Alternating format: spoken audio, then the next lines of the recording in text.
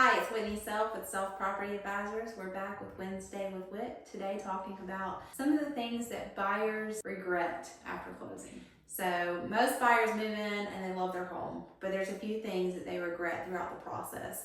And I'm going to give you those things. So hopefully when you get ready to purchase a home, you won't regret because you're going to ask these questions or find out about these things in the future. Number one is underestimating the monthly cost. So it's not always that the mortgage was the issue, but all of the extras was. So maybe it had an HOA, maybe the property taxes were high or maintenance involved. Also your utilities. So some things you may want to do as a buyer when you're getting ready to buy the property is ask the agent that you have if they can get you a utility list with breakdown of how much the monthly cost is for those utilities. So then you know what your mortgage payment is, how much those utilities are going to run you. If there is property taxes, what's that property tax value? Some areas are much higher than other areas, which does go into count on your mortgage payment. Also, if there's an HOA, what does that fee look like on a yearly basis? So those are some of the things you need to ask for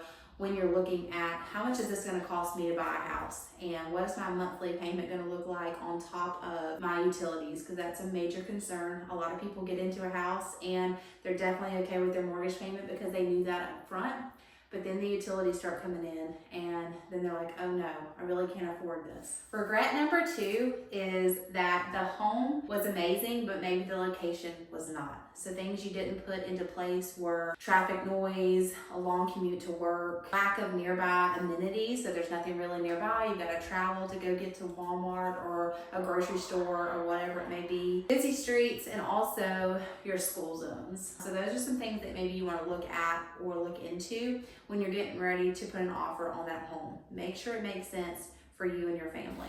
Regret number three is overlooking the layout and the functionality of the home. So you get in the home, it's maybe updated, it's beautiful, you're ready, you're excited, and then you close and you move in and the layout is not quite as functional as you really needed. Maybe you all needed more bathrooms than just two or one or whatever that circumstance may be. Also, maybe there's no storage. So I would definitely say if you are big into like the holidays and stuff, definitely checking out like your attic space or any additional areas inside your garage, any place that you can put a bunch of stuff. Because we all know we move in and we accumulate over the time, and storage is a big issue for a lot of people, that they always just say, I need a bigger house. Your laundry location. So this has been something that some buyers will say, I didn't realize how much I would like to have had my laundry on the second level, or maybe they say I want my laundry on the master's level. Whatever it may be, sometimes people don't think about that when they're going out and they're shopping for a house,